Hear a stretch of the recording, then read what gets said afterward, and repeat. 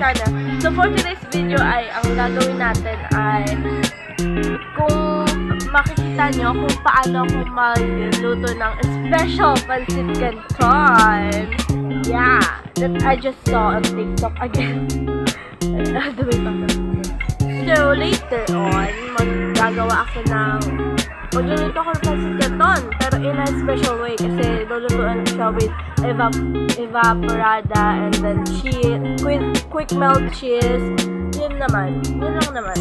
Tapos, yun, basta special siya for me kasi kahit natutulog lang din siya sa online. So, shoutout nga pala kay Alyssa Nicole Crisostomo and Lois Angela Castillo. Yan, my friends there, and Tashel Valerie Evangelista. Yes, my friends, shoutout sa inyo. And Portia Escalera, again, shoutout. So, mamaya-maya pa ako gagawa kahit hapon na, merienda time na talaga. Maya-maya na kasi kaka-lunch lang namin ni Kuya. Kasi kami dalawa ni Kuya yung kakain. And magluluto ako para sa aming dalawa. So, I will be back.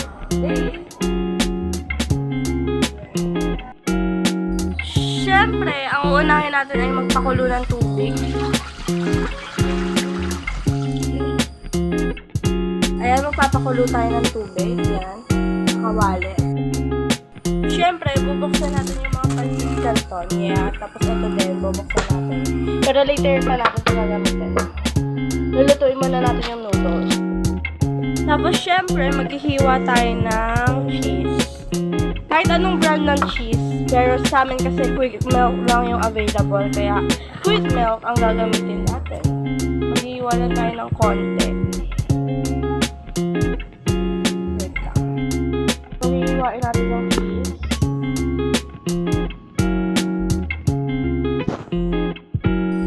So, pag kumukulo na siya, yan, lalagay niyo na yung pancit canton nyo.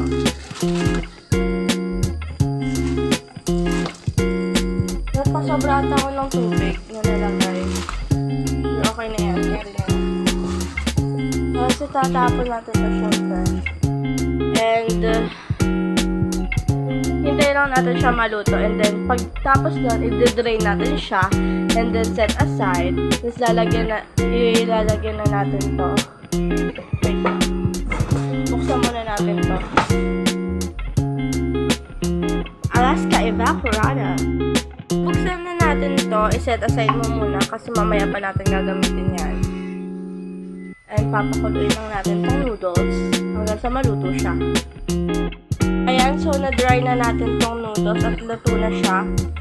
So, papatuyuin lang natin to kasi may water po siya. Pag natuyo na, ilalagay na natin tong evaporada!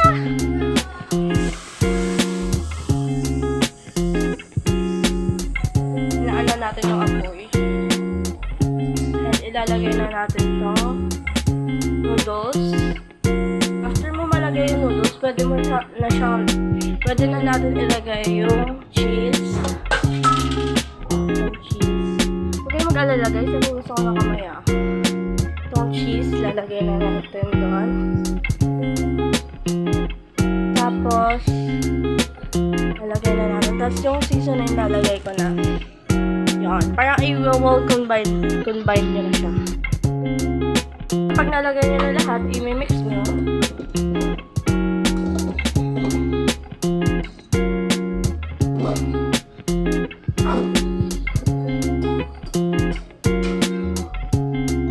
Natuyo na siya.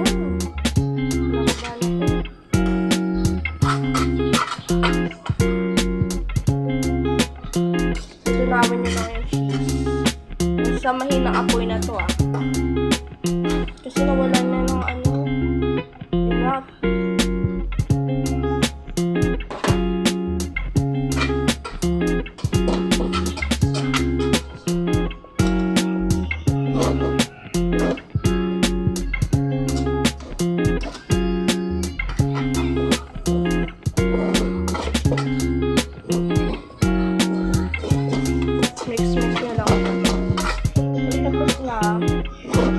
Ahon nyo na siya sa kahirapan.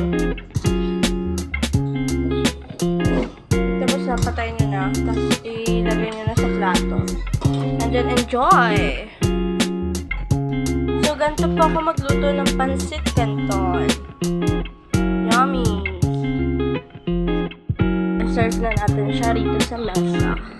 Ayun, ito.